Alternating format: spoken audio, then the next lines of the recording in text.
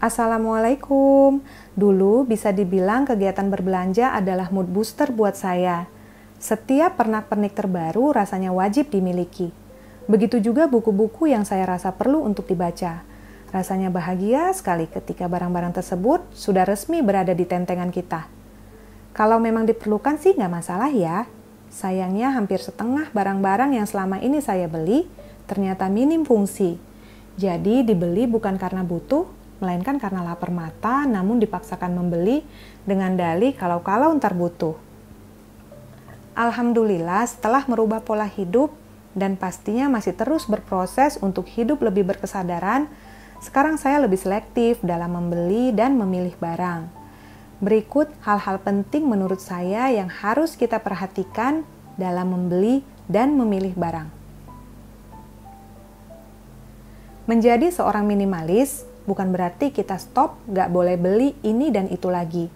Pastinya kegiatan berbelanja akan menjadi bagian dari hidup sampai akhir usia kita.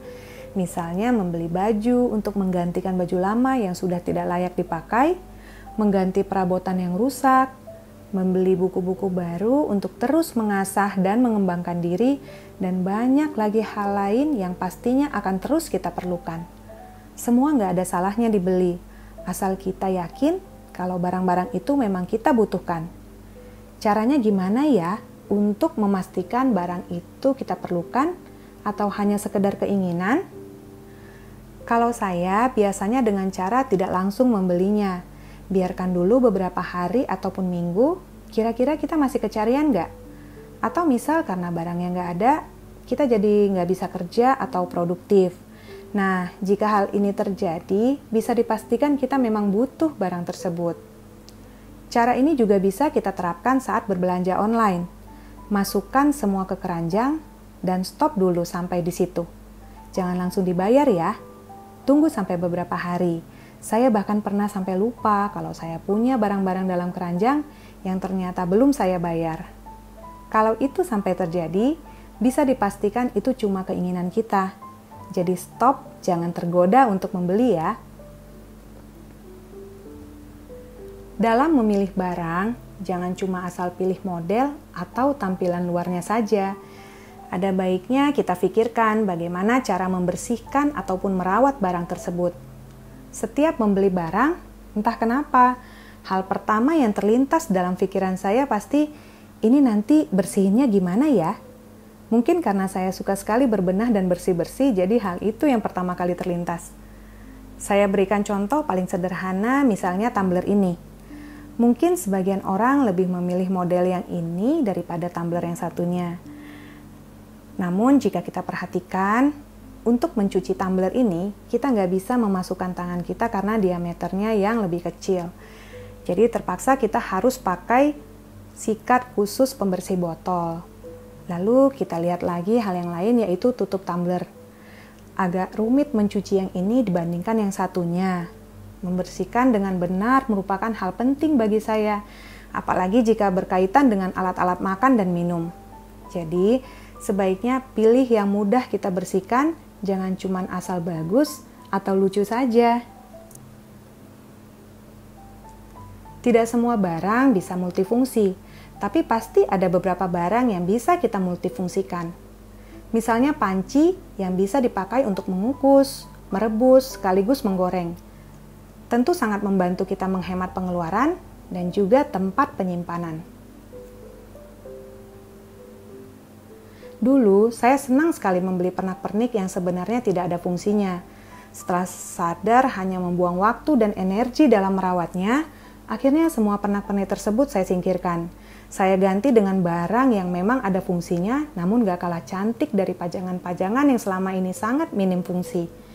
Misalnya seperti toples cookies ini, selain berfungsi sebagai wadah makanan atau sajian untuk tamu, bisa juga difungsikan sebagai pajangan di atas meja agar rumah terkesan lebih homey.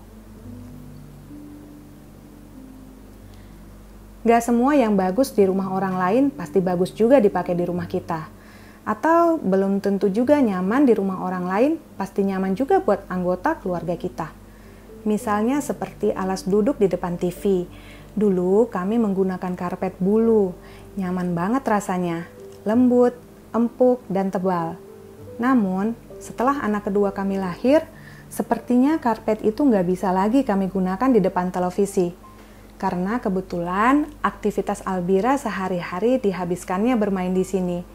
Bisa dibayangkan ya, akan sering ada tumpahan air, remah-remah makanan, dan juga coretan krayon ataupun spidol yang sering dia mainkan. Karpet dengan bulu halus dan tebal kini bukan menjadi pilihan yang tepat bagi kami yang mempunyai anak usia batita.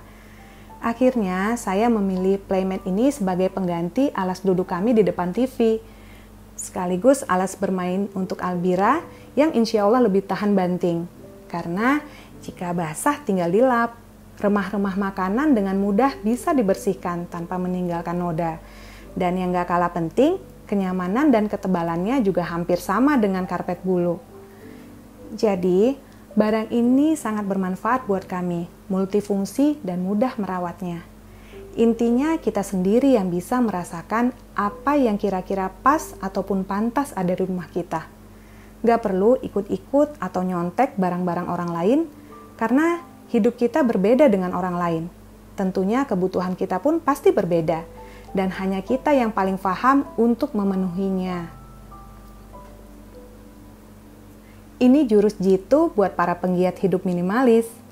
Pilihlah barang yang modelnya akan selalu terpakai.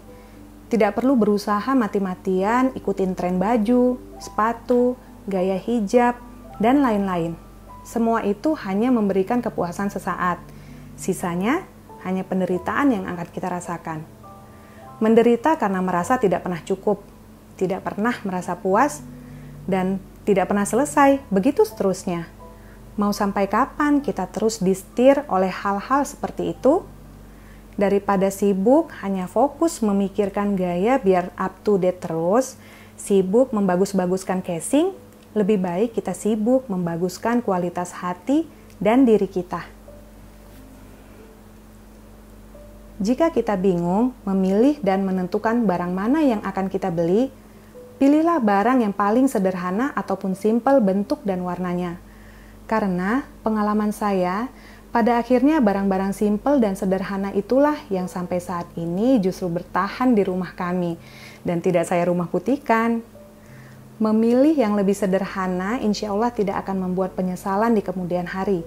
Karena saya percaya semakin banyak orang yang merindukan kesederhanaan di tengah hiruk-pikuk gaya hidup hedonisme dan konsumerisme. Karena kesederhanaan itu nggak pernah salah dan selalu membawa ketenangan juga kemenangan di dalam hati. Buat saya, lebih baik hanya punya satu sepatu dengan kualitas bagus daripada punya 3 ataupun 4 sepatu namun kualitas menengah ke bawah yang pada akhirnya membuat kita jadi harus bolak-balik ganti. Yang tadinya mau hemat malah jadi lebih boros. Istilahnya kalah beli, menang pakai. Tentunya semua harus disesuaikan dengan kemampuan masing-masing ya. Gak perlu iri ataupun dengki melihat orang lain bisa punya sepatu mahal. Karena semua rezeki udah ada porsinya masing-masing. Kalau memang kita butuh, pasti Allah akan berikan. Kalau selama ini kita gak punya apa yang kita inginkan, berarti memang menurut Allah kita belum butuh. Dan selalu ingat, jangan mengukur kaki kita dengan sepatu orang lain. Membeli barang diskon sebenarnya nggak kita butuhkan, hanya akan membuat kita rugi. Karena pada akhirnya barang tersebut akan disimpan atau jarang sekali terpakai. Karena belinya dipaksakan, mumpung lagi diskon nih. Jadi bukan karena butuh. Belum lagi biasanya barang-barang diskon terkadang mempunyai kualitas di bawah barang aslinya. Didiskon karena reject atau merupakan stok lama yang tersimpan di gudang. Hal yang juga perlu kita pertimbangkan sebelum membeli barang adalah pinjam atau sewa. Jika memang barang-barang itu jarang dipakai atau bahkan hanya sekali, pinjam atau sewa menurut saya adalah langkah yang paling tepat. Teman-teman punya tips lain dalam membeli dan memilih barang? Yuk, sebutkan di kolom komentar ya. Semoga kita bisa sama-sama belajar untuk menjadi lebih bijak dalam membeli dan memilih barang. Silahkan beli kalau memang butuh. Jangan dibeli karena kalau butuh. Semoga bermanfaat. Assalamualaikum.